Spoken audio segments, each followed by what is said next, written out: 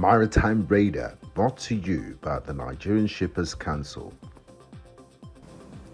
Hello, and it's good to have you join us again on Maritime Radar. Trade has a key role to play, although it has been underexploited in Africa. Specifically, emerging policy reforms may provide a required drive for progress. The establishment of Africa Continental Free Trade Area, AfCFTA, that has emphasis on boosting intra-African trade are key priorities of the Continent Development Vision and the African Union Agenda 2063, the future we want for Africa. This rather ambitious trade agenda is reinforced by important trade-related targets that are included as means of implementation for the SDGs, and the Addis Ababa Action Agenda contains several other trade elements for Africa. The move towards building a sustainable logistics and supply chain in Africa are some of the issues that will be on the front burner on today's show. I am Norma Obiora.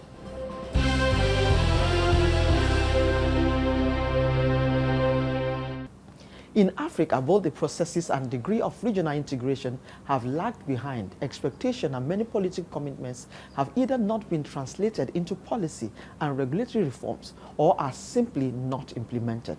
The region thus remains weakly integrated with continuing tariff barriers, for example, where restrictive rules of origin cannot be met. Global markets offer important opportunities for companies in developing countries by exporting to larger markets. This will increase production, growth, and employment rather than focusing on smaller domesticated markets. Developing countries like Africa must overcome severe hurdles before being able to export to global markets. Looking at this critically, regional markets become the required testing ground for these companies. Barriers to accessing markets in the region are often lower than those of the global markets, as they share similar tastes, standards, distance, and culture. Before we get further into today's lineup on the program, let's find out the latest in maritime news.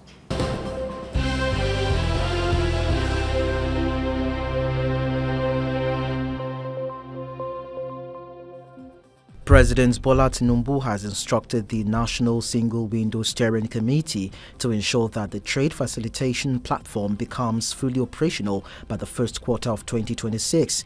The directive was conveyed during the 5th meeting of the steering committee, where the president was represented by his chief of staff, Femi Gbajabiamila.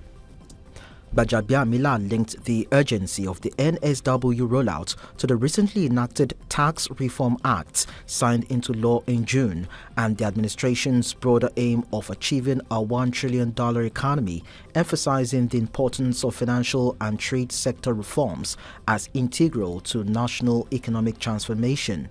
He underlined the role of the NSW as a unified digital platform aimed at simplifying Nigeria's import and export processes, which is expected to enhance transparency, attract investment, increase trade revenues, as well as improve Nigeria's credibility in international business. The NSW is a federal government initiative designed to streamline trade procedures through a centralized electronic system for importers and exporters. Launched in April 2024, the platform aims to consolidate all relevant government agencies involved in cross-border trade onto a single digital portal. It is expected to reduce transaction costs, minimize delays, and improve transparency and efficiency at Nigeria's ports.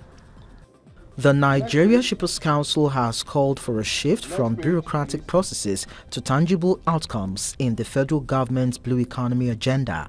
The Executive Secretary and CEO, Pius Akuta, made the appeal during a keynote address and said that the implementation of the federal government's performance management system is non-negotiable. The NSC boss added that the national policy on marine and blue economy has placed performance at the center of national development, which means the Shippers Council must show leadership in facilitating trade, improving port efficiency, strengthening interagency coordination, accelerating port infrastructure delivery, enhancing stakeholder confidence, and mainstreaming sustainability across the logistics value chain. As a port economic regulatory agency, we need to also rearrange our vision to be forward-looking in terms of creating an enabling environment for efficiency in the sector. Because if we don't achieve efficiency, no matter how robust our mission is, or our vision is, we will not be able to achieve the target. We need to look at the benchmark within the region and then look at global benchmark and see what we can do quickly. And that is why we are redrafting our vision statement also to give us a new vision and a new perspective towards achieving a regulatory framework for the economy of the port.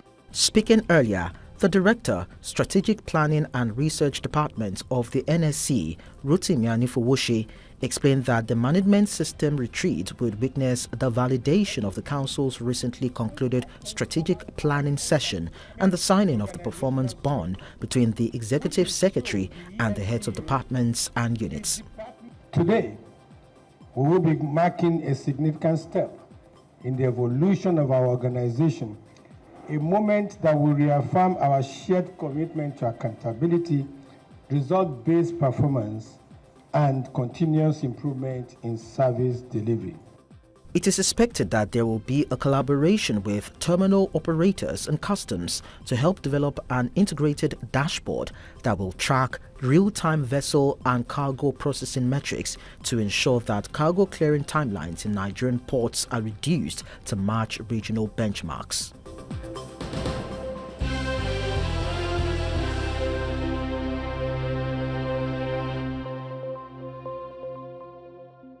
Welcome back. If you are just joining us, this is Maritime Radar. Africa's supply chain are often seen from the lens of inefficiency, fragmentation, and gaps. This school of thought seems to be changing as experts say Africa's logistics and supply chain is fast becoming a potential ready to be activated. Opportunities waiting to be seized and innovation already unfolding in the most unexpected places. In this chat with Dr. Obiora Madu, trade, logistics, and supply chain expert and chairman, Multi-Means Group, shares on how Africa can optimize supply chain for future dominance, exploring the marine and blue economy 10-year national policy to drive logistics and supply chain, and how to tap into the African Continental Free Trade Agreement to ensure economic integration, reduce trade barriers, and increased opportunities for sustainable development. This and many more after this short break. Please stay with us.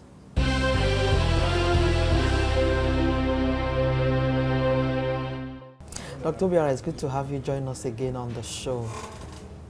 Thank you. So let's start this conversation looking at Africa's logistics. So Africa is working towards building a sustainable and resilient logistics and supply chain sector.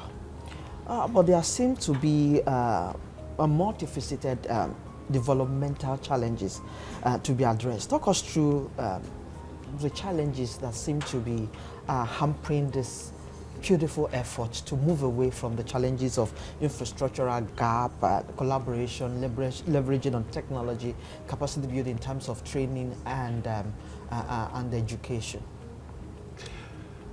Thank you very much. So let's start from education. At least we know now we have a BSc, Logistics and Supply Chain Management in Nigeria for the first time, approved by NUC. Beautiful. So it means that in 4 years' time, you will have a set of young, well-trained and experienced logistics. So in that, we're building a pipeline, a talent pipeline. We're a bit late to the show because some other countries, South Africa, Kenya, Ghana, and the rest of them started before us. But I think today is still early. So that's what has happened in education. In infrastructure, what is actually lacking is the mega infrastructure you need to make AfCFTA work and to also increase intra-African trade. Otherwise, sectionally, a lot of things are happening. Botswana was doing something with 3 other countries, with them in South Africa, Central East Africa. There's the one-stop border, which eases custom challenges in that place. In the north, so there are little things that are happening. Like in West Africa, going back a little to education, there is the Kwame Nkrumah University of Science and Technology in Ghana. That's where you have the research, this thing in supply chain. In fact, we had a conference in Lagos last week. It was on supply chain research. And you had people from UK, US, Ghana, Kenya, Rwanda, and all that in that very particular conference. So issue of collaboration, you can see that that is beginning to happen. So it's just going to, it will create synergy among other things. So, but are we making progress? Yes, but you know, bad news travels faster than good news. So how people are not interested in picking up the little pluses that are happening. Okay. Okay, you mean the progress is very little or very slow, that it seems it's not significant? Naturally. If you check the weight of the challenges we're talking about, then it can only be slow, but getting there is what is important. But I think we have made a significant stride. By the time you have some 1, 2, 3 big things happen, everything will fall in place. How is Africa positioned to the increased pressure on supply chain to meet demands? And do you think this green logistics that you mentioned can become now a business model for us in Africa? As a business model, it will take a while before it becomes profitable. that is the truth. But the fact is, yes, it will. But at the moment, to help with ensuring that demands are met and the rest of them may really not work. But the fact is that with this adoption, I think we're beginning to see electric Okada, we're beginning to see electric keke and all that. And these are things that operate in the last mile of logistics. So yes, it will, but the fact is that it will take time for it to catch up. Because when I mentioned companies that have deployed electric vehicles, you find out that they are bigger companies. The financial implications for smaller companies is a little bit too high at the moment, but it has to be gradual. It has to be gradual. But of course, there are other areas of sustainability and which, no matter your size, you must obey. Okay, so even though that you say that there's an improvement, but the pace may look slow, you really need to look with the eagle eye to really see that something is happening. But while we are with that, sustainability is what this conversation is. So then how can Africa then begin to optimize supply chain for future dominance? How do we begin to arrive at that point? Very good point, because Africa is about 20% of the world population. Most of the natural resources reside in Africa, but Africa's contribution to global trade is about 5%. And if you ask me who the culprit is supply chain. So, but if from what is going on now, there is a lot of improvement that are beginning to happen in supply chain. I've seen a Ghanaian president tell the president of Switzerland, I will no longer send raw cocoa to you. We have to develop the capacity to turn it into chocolate, and then we can send it to you. So many African countries are beginning to stand up to add value, because the higher you move in the value chain, the more money you make. In fact, there's this the passion fruit in Malawi. When they harvest, they send it to South Africa. The process is in South Africa and return it to them at 10 times how much they sold it. So all these things are beginning to open people's eyes. So it means that in Malawi right now, there's an opportunity for investment in processing. And that is just an example of what it is across Africa.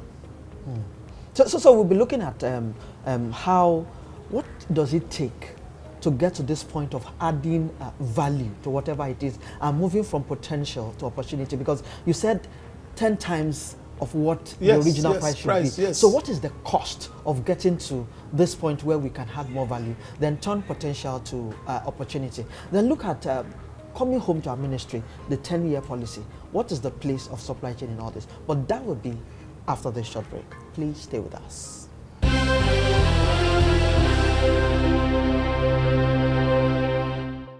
For more than 5 decades, We have empowered and protected the interests of shippers in the nation's maritime industry. Our focus is to facilitate trade, regulate tariffs and rates, as well as handle shippers' complaints on cargo losses, damage and non-delivery. We offer dispute resolution mechanism for shipping and trade disputes between shippers and service providers. We are Nigerian Shippers Council, Nigeria's port economic regulator, your gateway to a thriving maritime sector. Nigerian Shippers Council will meet you at the port of your need.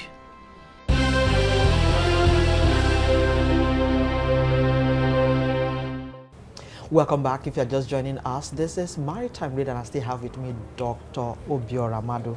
He is trade, logistics, and supply chain expert. He also the chairman, Multimix Group. Before we went on that break, we were talking about turning potential to opportunity. But before we get into that, let us look at our ministry. Now we have a 10-year national policy for marine and blue economy. So how do we begin to explore this for the growth of logistics and supply chain in Nigeria? Let me put a caveat. I haven't read this policy.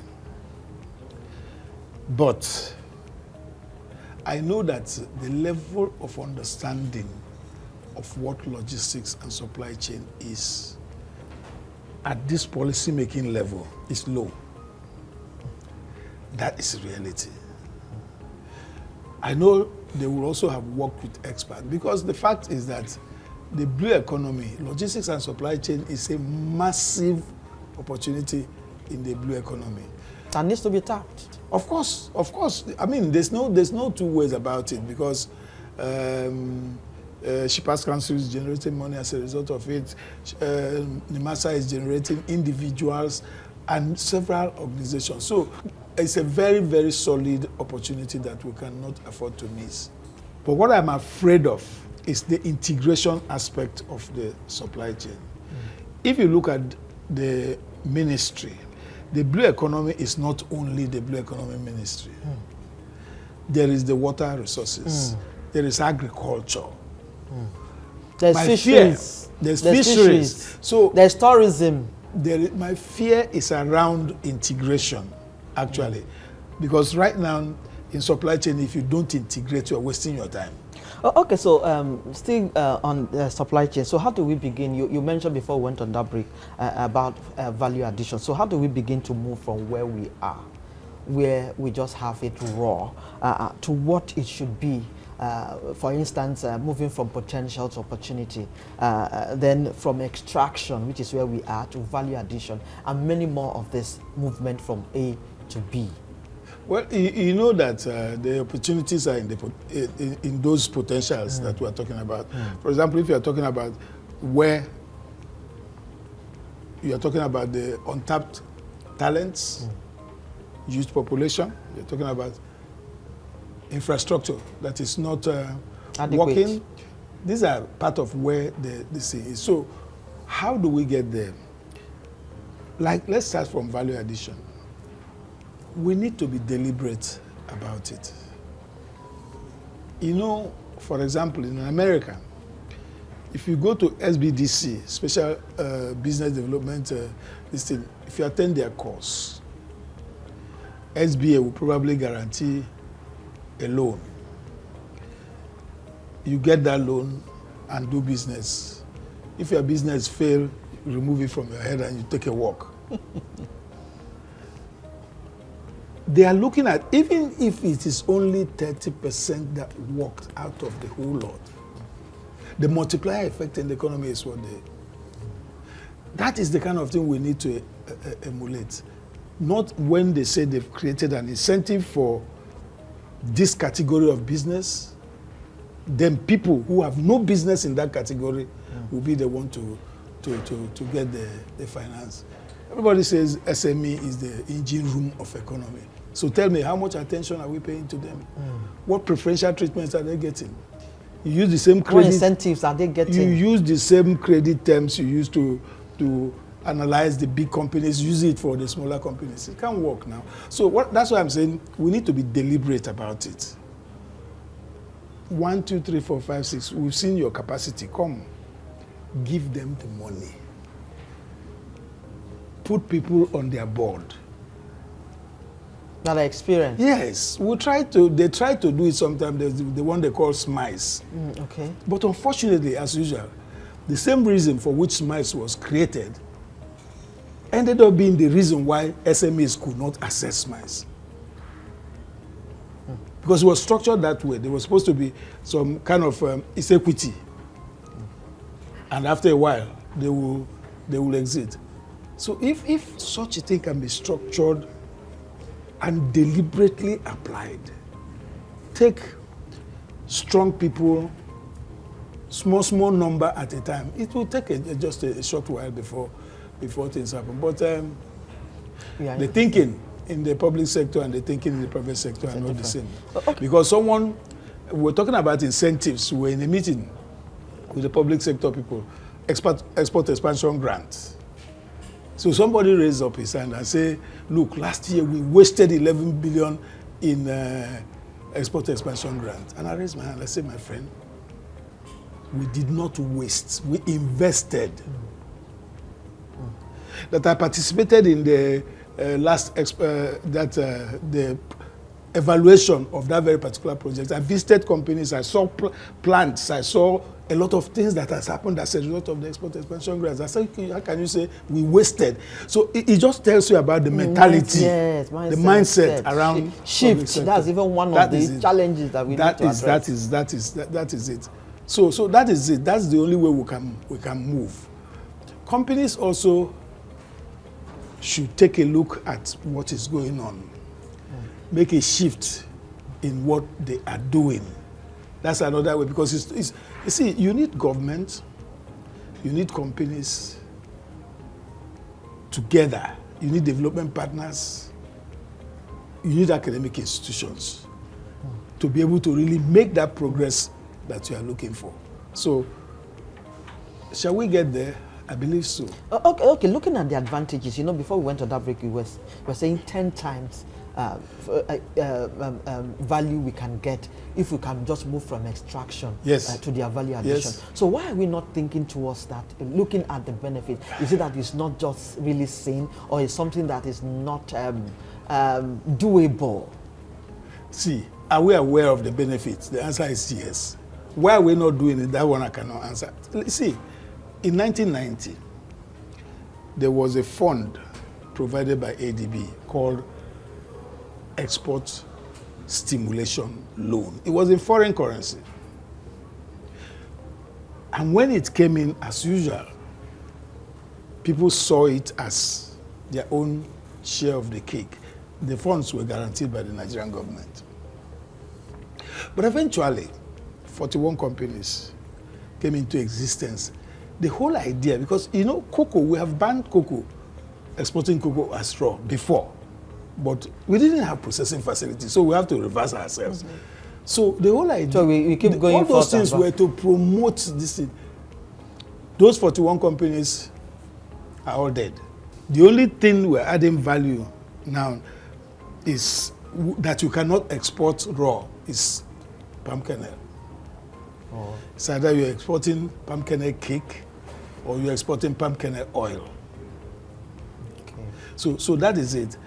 There's also a couple of processes happening in cashew nut.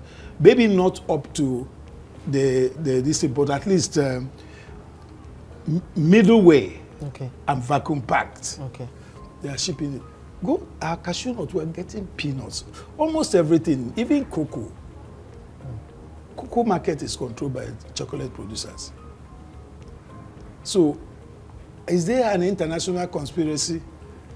Maybe. I really don't like to look at it because it is possible to break away. It is possible to break away, but they are. The whole cocoa market is controlled by. So quickly, in few seconds, if you can. So let's look at AfCFTA before I let you go. African Continental Free Trade Area, which is also known as AfCFTA, aims to create a single market for goods and services across Africa. Yeah. For what we have discussed, this is to lead to a greater economic integration, reduced trade barriers, and increased opportunities for sustainable development. How has Africa been able to leverage AfCFTA to be able to drive trade? You know, I've said on this program before that it is not a tea party. There's no free lunch anywhere, even in Freetown. Even the first time that they came up with this AfCFTA, I did say, I'm not too excited because I know that we have just signed for Ministry of Works, that there's a lot of work to do. So right now, when they eventually said guided trade initiatives, which was like piloting countries, the first people have passed, second, we were in the second one and all that, it became, that was when they realized that if you continue to do this general thing, you may not get results. So they started to narrow down to this guided trade initiative, and a few countries, yeah, Nigeria has shipped, Ghana, Rwanda, Kenya here and there. They've been some shipments, but it needs to gather momentum to make sense, really. It needs to gather momentum, but it's a good place to start. Like you talked about SM1, it's that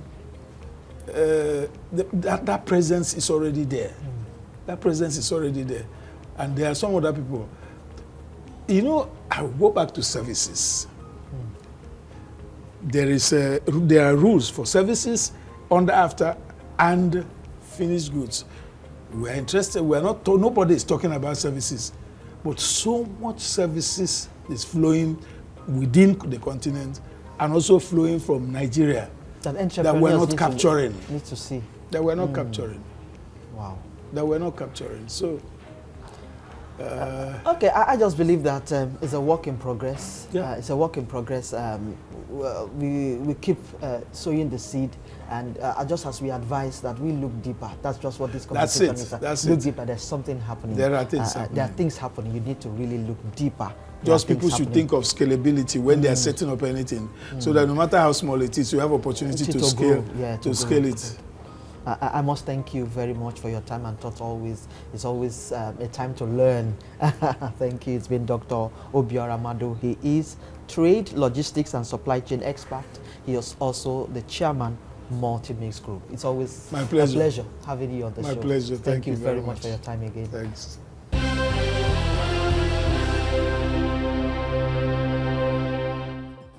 And that's a wrap on this week's episode. Join us every week on Maritime Radar as we explore factors that will ensure the development of the maritime sector in Africa. You can also expect the latest in global maritime news and industry insights right here. I am Norma Obiaswalo. Many thanks for your time and see you again next week. Maritime Radar, brought to you by the Nigerian Shippers Council.